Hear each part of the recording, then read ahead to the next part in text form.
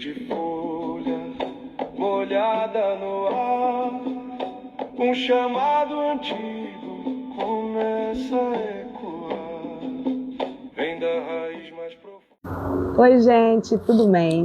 Mais uma vez diretamente do podcast Em Busca da Ancestralidade, com mais um episódio daqueles. Como o assunto ancestralidade deu o que falar, resolvemos trazer mais um pouquinho para vocês, com o tão especial da Terra. Boa tarde, Oi, tudo bem? Boa tarde a todos. Bem? Como o senhor tá? Tô ótimo, e você? E agora melhor agora. Vamos começar? Vamos. Daté, como o senhor define o conceito de axé? Como esse elo que mantém viva a circularidade entre o mundo material, Aie, e o espiritual, Oru?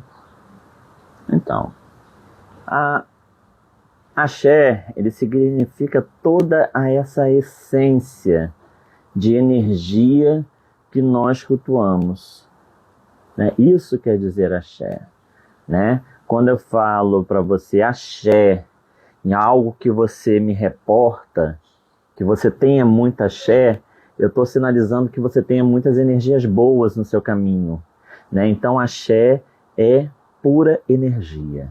Entendi.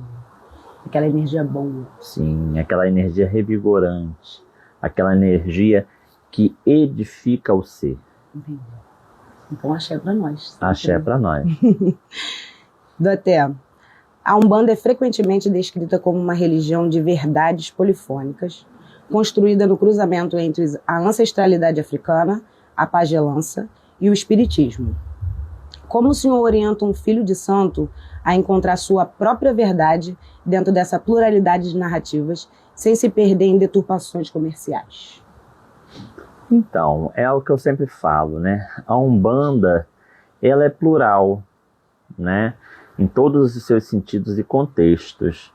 Ela agrega a questão do caboclo, ela agrega a questão do preto velho, ela agrega a questão dos orixás de Umbanda, né?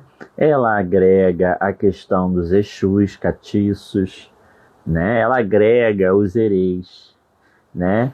E aí a gente fala da questão da pagelança, né? A questão dos índios. Então ela é um culto agregador. Entendi. Né? E esse culto agregador, de fato e de direito, ela se torna polifônico por conta destas variedades que existem. Entendi. Ela agrega, ela não segrega. Entendi. Justamente por ser africana, indígena e totalmente brasileira. Com né? certeza. Ela agrega elementos, né? Principalmente de culto de matriz africana, como as nomenclaturas. E aí existem muitos nomes que a gente menciona e nem sabe, né? Justamente. Podia então, dar 2 exemplos depois? Ogum, né? Caboclo, Ubirajara, né? Cacique. Cacique? Não sabia. Então, assim, são direcionados ao povo indígena, né? Uhum. Aos povos indígenas, à cultura indígena.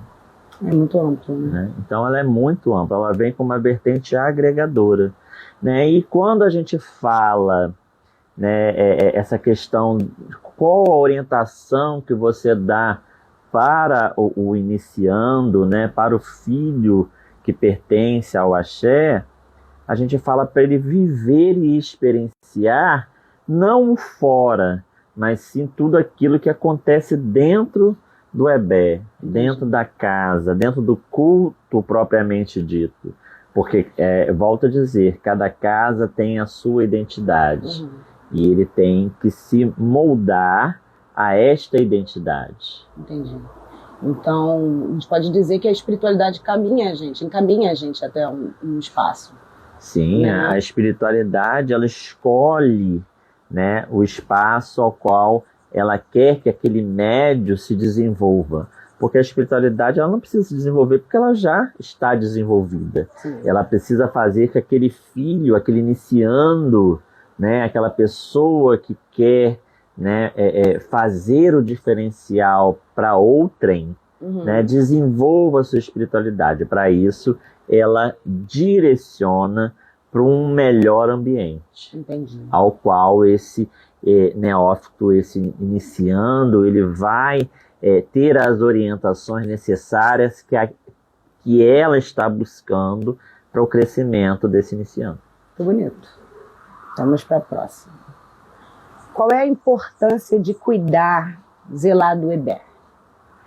A importância de você cuidar de uma casa onde você tem todo esse alicerce, né, de conhecimento espiritual, e também aonde muitas das vezes, vamos colocar a questão de Umbanda, já que nós estamos falando sobre, né, onde você tem a sua camarinha de Umbanda, que é você ter a sua iniciação, né, dentro deste culto propriamente dito, e ali vão algumas questões de cunho material, né, e que você vai montando o seu altar pessoal, né? Então, em uma determinada camarinha, você vai fazer uma obrigação para os seus orixás de cabeça. Num outro momento, você vai fazer uma obrigação para a parte das almas que incidem os pretos velhos, as pretas velhas, né? Em uma outra vertente, você vai fazer, né, uma obrigação para as crianças, né? E assim por diante, para Exu, Catiço, Pombogira. Então, você vai montando o seu altar sagrado dentro desta vertente religiosa que é a Umbanda, né? E aí você tem um espaço ali voltado para o seu altar pessoal, que também é um elo de comunicação e interligação com a sua matéria e o seu espiritual, né? Ali está a sua identidade religiosa. Então, nada mais justo do que você zelar por este ambiente, né? Manter esse ambiente limpo, manter esse ambiente com uma energia boa, né? Aí você tem os defumadores, você tem as velas aromáticas, né? Você tem as essências, enfim, você tem as ervas, né? Que cada entidade dessa faz o seu uso. E por aí em diante. Então esse ambiente ele precisa estar harmônico também com as suas energias. É como cuidar de si, né? É como tomar cuidar um banho, de si. E se arrumar, sim, né? E ir para uma festa. Sim. Você cuidar desse espaço é como se você... É uma forma de você cuidar de si. Sim. Né? E valorizar isso, né? Entendi.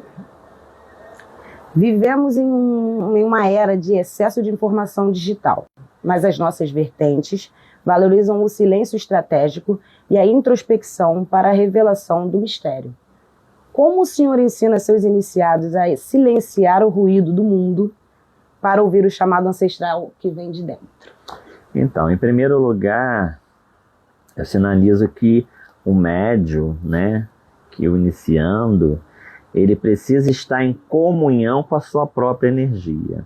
Aquilo que o mundo traz como uma realidade, nem sempre a sua realidade vai ser a realidade do outro. Certo. Né? Então ele tem que se silenciar para ele próprio entender as suas necessidades espirituais. Entendi. Por mais que hoje nós tenhamos na internet diversas informações, nem sempre aquelas informações vão ser úteis a ele. Também não posso dizer que nem todas irão ser úteis, né? É claro que quanto mais você traz de conhecimento, por mais que aquela vertente não seja a sua realidade, é um conhecimento para benefício ou não. Vai de como você vai utilizar aquela informação. Todo conhecimento é válido, né? Todo conhecimento é válido. Eu acredito que, às vezes, através da observação, o silenciar também é muito importante. Sim. Para trazer a visualização, a observação.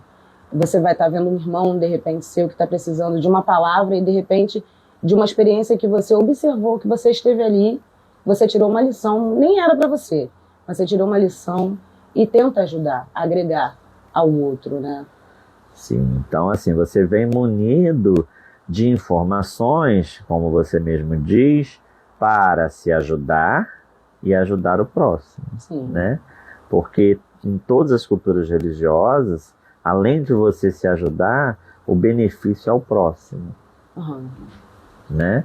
Você também distribuir essa questão de ajuda, Uhum. de informação, né? De caridade, de Sim. união, Do coletivo, né? do coletivo. Cuidar do coletivo é primordial. É. E vamos lá. Como o som do atabaque faz nosso corpo lembrar do que nós esquecemos? Então, a questão da sonorização, né? Aquele que já teve uma passagem dentro de uma vivência, né, espiritual, o som ele ecoa no seu subconsciente, traz muitas das vezes lembranças e até conexões com a sua ancestralidade, né? Então, por isso que o atabaque ele é importante, assim como as palmas, assim como os cânticos, né? Assim como o som de outros instrumentos, porque eles são agregadores sonoros. Entendi. Né? E com isto ele faz com que você se conecte com a sua espiritualidade de forma mais branda e fácil. Entendi. Então, através do som, que é energia, Sim. né? Nós criamos uma... O som, a palma, né? Os outros instrumentos que repercutem sons da natureza, né? Ele traz pra gente um religarem, né? Um momento de conexão. Entendi.